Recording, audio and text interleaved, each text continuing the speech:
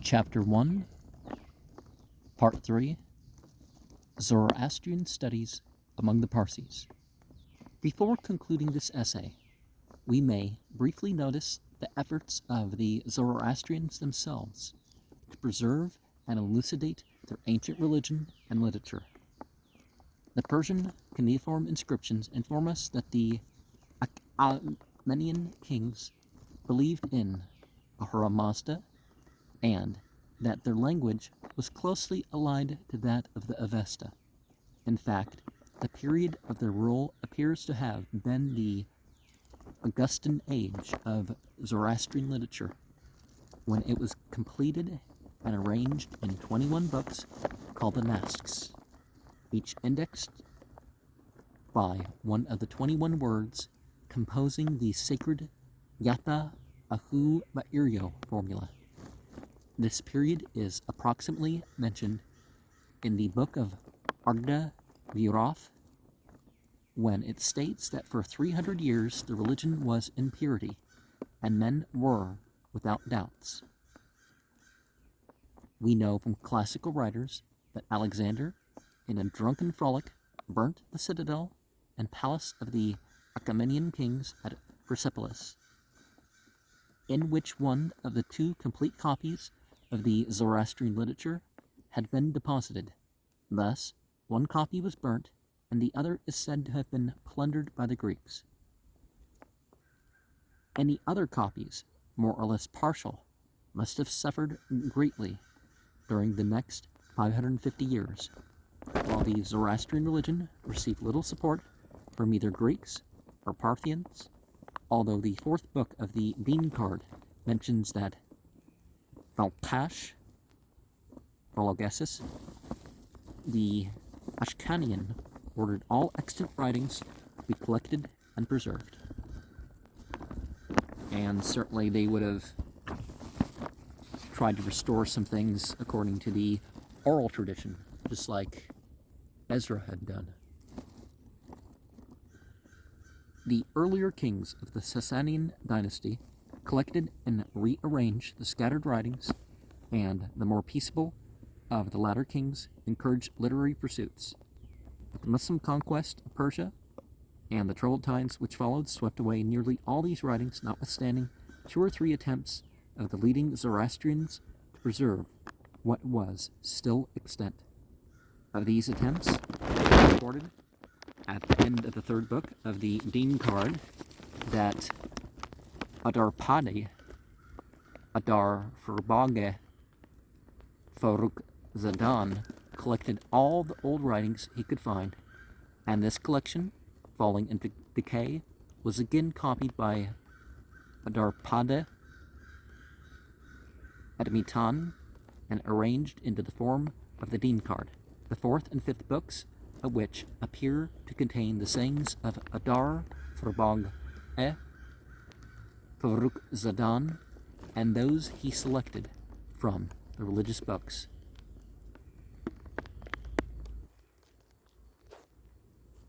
You know, that the long names here are just one name.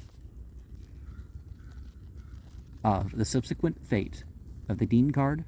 more will be said in the next essay.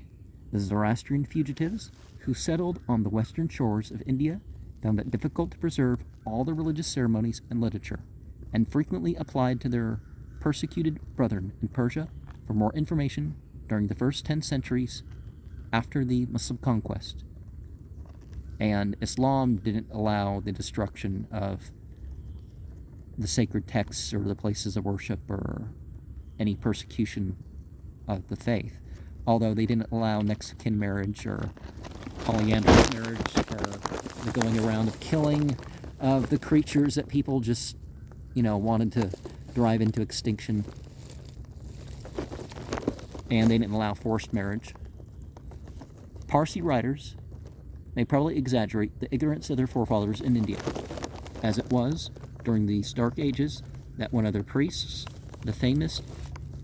Naryosang Dabal, was able to translate several of the religious books from Pahlavi into Sanskrit. Among these books are the Shikand Gumani, Ma'enyo, Picard, and the greater part of the Yasna, the translations of which exhibit a knowledge of the modern Pahlavi that is hardly yet surpassed by popularizing the obscure Pahlavi texts by transliterating them into Pazand. But why he should have added a Sanskrit translation is not so apparent, unless it were for the stepping stone to a Gujarati version. Well, we might also say that it was to give its spiritual authority, being in Sanskrit, to another people, as manuscripts of the early part of the 16th century are still extant, which have descended from Naryosang's writings. It is evident that he must have lived as early as the 15th century, and judging from their genealogies, the present Dasturs are inclined to think that he flourished about that time. The Parsis are also indebted to some priests of these dark ages for the successive copies of their sacred books, which have preserved their religious writings from total destruction. The oldest of these copyists, whose manuscripts still survive, was Mehrapan-e, Ka'i Khusro-e, Mehrapan-e, Spanyad-e, Mehrapan-e, Marjpan-e Bahram, who appears to have been a voluminous, although rather careless copyist, as we may find his name in many colophons dated to about 550 years ago. Remember, this was the 1800s when this is written. Mehrapan-e Ka'i Khusro-e, Mehrapan-e Spanyade was, the last part of his name was once written Spendyar. He seems to have completed the book of Arda Viroth and Ghost-e Friano, copied in K20, now at Copenhagen, on the 18th of the 10th month, AY 690. The first part of the so-called Pahlavi Shahnama, now in the library of Dastur Jamaskje at Bombay, on the 11th of the 6th month, AY 691, and the latter part of the 19th day of another month in the same year, the Yasna with the Pahlavi, now at Copenhagen, on the 27th of the 10th month, AY 692, another copy of the same, now in the library of Dastur Jamaskje at Bombay, on the 19th day of the 7th month, AY 692, the Vendadad with Pahlavi, now at Copenhagen, on the 24th day of the 4th month, AY 693, the Shah Yast La Shah Yast, copied in K20, now at Copenhagen, on the 9th day of the 7th month, AY 700, and the Hadokt Nosk, copied in the 18th day of the 9th month, AY 720, and also the Vendadad with Pahlavi, now in the India Office Library at London, seems to be in his handwriting, but the colophon is lost. Of these 8 manuscripts, 4 are still extant in Mehrapan's handwriting. 3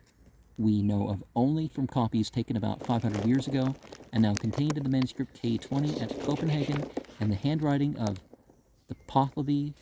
Shahnama is so like that of K20 that it may be a similar copy from Mehrapan's manuscript. 3 of his books were copied at Kambayat from manuscripts Yadman, Napik, written by Rustame, Mehrapan-e, Marjpan-e, Da Heshinyar, who may have been his great-grand-uncle. Passing on to later times, we find the arrival of the Iranian Dastur Jamasp, surnamed Walayati, foreign, giving a considerable impulse to the study of religious literature among the Indian Parsis. He is reported to have left Persia on the 27th of November, 1720, and to have given the Dasturs at Navsari, Surat, and Brok much information regarding the customs and learning of the Zoroastrians in Persia. The chief Dastur Now, Sari Jamasp Asa became celebrated for his learning, and at his death, about 125 years ago, left a large library of manuscripts. It's about twice that now, right? A large library of manuscripts which has become much scattered among his posterity, now in the 5th generation. The visit of Dastur Jamasp Walayate appears to have first called the attention of the Indian Parsis to the fact that their calendar was exactly 1 month behind that of their Persian brethren. This was a matter of some importance, as it would, in their opinion, destroy the efficacy of their prayers if the wrong month were mentioned, and it altered the date of all their festivals. Well, when it comes to spiritual things, you try your best. If you're one of these people that's changing things intentionally and you know you're not right, but if you're trying your best, intention is more powerful than the actual timing. It was not, however, till after the further inquiries in Persia and the arrival of another priest therefrom that several Indian Parsis determined to adopt the Persian calendar, which they did on the 17th of June, 1745, corresponding to the 29th day, the 9th month, AY 1114, the Persian reckoning, which they styled Qadim, ancient, while the old Indian reckoning, which has been retained by the majority of the Parsis, is still styled Rasmi, customary, or Shah Hanshahi,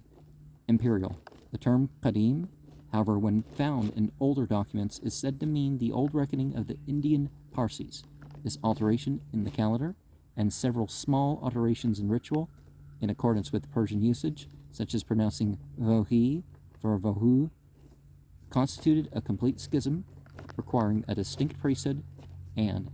occasioned much controversy. The old calendar party accounted for the difference in reckoning by supposing that the people in Persia had forgotten to insert an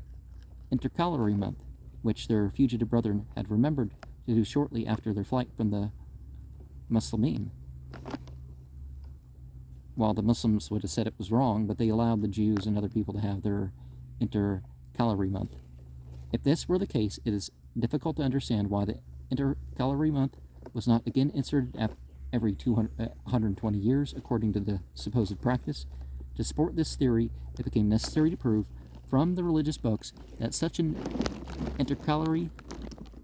Kabisa month was therein enjoined, and this led to the Kabisa controversy, in which the chief advocates for the intercalation were the Dastur Appendiarje Kamdinje of Brok, who published a book on the subject in 1826, and Dastur Adalje Darabje of Bombay, who published the book of the Korahe Vehijak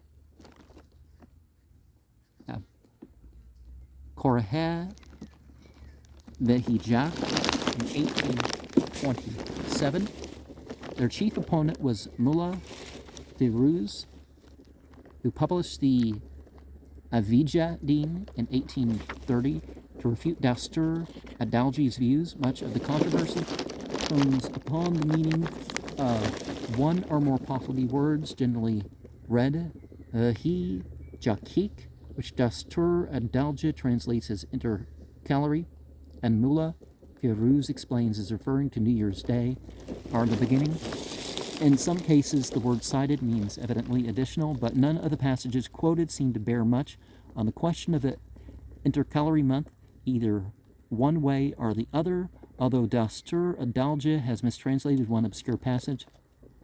as to prove his case that there must have been some mode of keeping the calendar in accordance with the sun in former times, appears evident from the Bundahish, page 59, Westergaard, where 2 of the Gahanbar festivals, out of 6, right, are made coincident with the longest and shortest days, respectively, but there seems to be no account in the Parsi books of the mode adopted for the rectification of the calendar. The growing demand among the Parsis for further information regarding the contents of their sacred books was met, to some extent, by the publication in 1843 of the Yasna text in Gujarati characters, with a Gujarati translation by Aspandiarje Beframje, and a similar translation of the Vendidad was made about the same time. These translations are noteworthy as being the latest Parsi works of this nature, which are free from European influence and can therefore be consulted by European scholars as the last embodiment of pure traditional information. The foremost of the Parsi writers who represent the period of transition from confidence in old traditions to reliance on European scholars is Dastur Peshotanja Behramja Sanjana, the present high priest of the Bombay Parsis of the predominant sect. In 1848, he published the Pahlavi text of the Vajarkarda Dini from a modern copy of an old manuscript at Surat.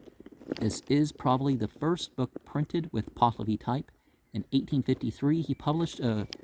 Gujarati translation of the Pahlavi Karnamak-e Ardashir-e Papakan, which is a fairly good specimen of the correct translation. Before the publication of his Grammar of the Pahlavi language in Gujarati in 1871, Dastur Peshotanja had ample opportunity to study the views of European scholars, and his grammar, which is very complete, though rather too voluminous, is a great improvement upon one or two of the Pahlavi grammars previously published by Parsi writers. He thinks that the pronunciation of the Semitic portion of the Pahlavi in the Sasanian times has been correctly handed down by tradition, and that its variations from Chaldee are due to corrupt pronunciation when the words were first adopted, and not to mere misreading of the characters after the correct pronunciation was lost. And Chaldee isn't what they called themselves, but they called that because of the, there was wrestlers after the performance of the Kushti, the sacred thread ride. This opinion, however, is not confirmed by the reference to the inscriptions of the Sasanian times. Thus, the word traditionally pronounced Janun is found inscribed Yahvun in unambiguous Sasanian characters, exactly as had been anticipated by European scholars, who proposed readings of several other Zvarish words are fully confirmed by the Sasanian inscriptions. In some cases, the inscriptions have contradicted the views of European scholars, so Parsi writers exercise a wise discretion in not departing from their traditional readings too hastily. The latest work of Dastur Peshotanja, of which the first volume appeared in 1874, is the Deen Card, in which he gives the Pahlavi text with a transliteration in Avesta letters, a Gujarati and English translation, and a glossary of some selected words. The first volume contains about 1/18th part of the extant portion of the Deen Card, or about 1/8 of the third book, which is the least interesting part of the work and perhaps the most difficult to translate. Many improvements in the translation might be suggested, but it gives meaning of the original as nearly as can be expected in a first translation of a difficult text. The second volume, published in 1876, completes the first 10th part of the extant text and fully maintains the character of this edition of the Deen Card for accuracy. The works of Dastur Hoshangji Jamasje have already been mentioned, page 48 to 51, we're on page 60, by the way, as having been revised by this author of these essays and published under his supervision. In their original state, they displayed a very considerable knowledge of the Pahlavi on part of Dastur Hoshangje, who had disposed of many of the chief difficulties which might otherwise have troubled the reviser. Most of the corrections required were due to additions and to the progress of knowledge in the interval between the first preparation and the publication of the works. Dastur Hoshangje has also prepared an edition of the Pahlavi and Pazan text of the Shikand Gmani with a glossary of the Pahlavi words, and also an edition of the Avesta and Pahlavi text of the Vendidad with a glossary of the Pahlavi words, but neither of these works are yet published. In 1866, a prize was authored by Seth Khurshedje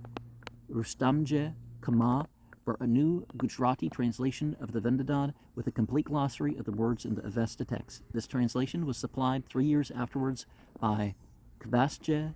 Adalje Kanga, but was not published till 1874, is based upon Westergaard's text and the best European translations which had appeared, and the writer has added in many places a good deal of explanatory commentary. This is likely to remain the standard translation for the use of the Parsi community. It is not to be regretted that its author has not avoided the mistake of translating Avesta quotations made by the Pahlavi commentator as part of the Avesta text, which has been already noted. Page 52, we're on page 61 right now, as a general error of translators. In addition to the quotations omitted into the text by M. de Harlez, he has translated the 5 quotations which constitute Vendadad 2:6 Westergaard, and finds considerable difficulty in adapting them to the text as might be expected. If he had consulted the manuscript of the Vendadad with the Pahlavi, he would have seen at once that these 5 sentences are merely quoted by the Pahlavi commentator to prove the correctness of his assertions. The fact that these Avesta quotations form no part of the text is noticed by Dastur Hoshangje in his manuscript edition of the text of the Vendadad. In concluding these remarks upon the progress of Zoroastrian studies among the Parsis, it might be mentioned that Dastur Damasje Mino Chiharje Damaspasana Bombay has been engaged for many years in collecting materials for a Pahlavi dictionary, the first part of which is now in the press. This dictionary is likely to be exceedingly useful, being by far the largest collection of Pahlavi words hitherto made, and these are arranged in the order of the Sanskrit alphabet, which is convenient for people speaking Gujarati. It will adhere strictly to traditional readings and interpretations, of which it ought to form a permanent record, valuable to all parties in these times of progressive transition. Thus much had to be noticed regarding the general course of researches into the sacred writings of the Parsis. Slowly, the ideas of past ages, buried for thousands of years in documents written in a language more or less unintelligible, begin to be unfolded,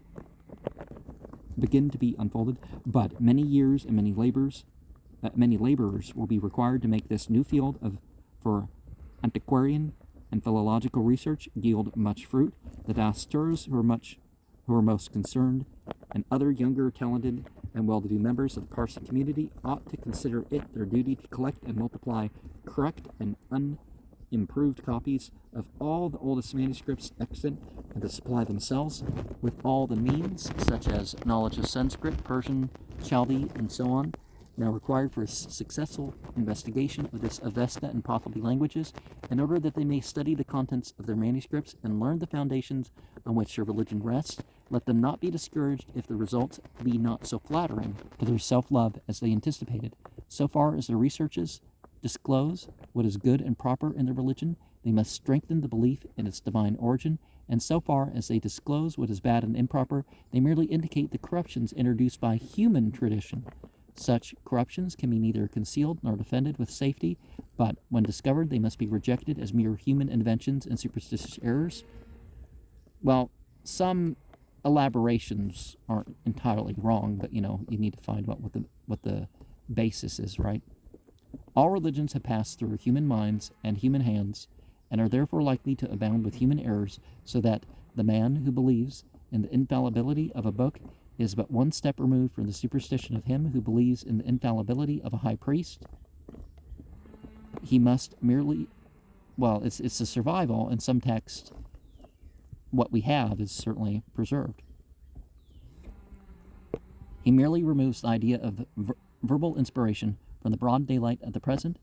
where its improbability would be too obvious, into the dim obscurity of the past, where difficulties become lost in the misty shadows of antiquity. Whatever is true in religion will bear the fullest investigation, the most searching criticism, if it is only error that fears discussion. And in concluding the remarks upon the progress of Zoroastrian studies among the Parsis, it may be mentioned that Dastur Jamasje Mino Chiharje Chamaspasana of Bombay has been engaged for many years in collecting materials for a Pahlavi dictionary, the first part of which is now in the press, and that is, I think, where I got bit by something, and so then we'll move on to languages of the Parsi scriptures.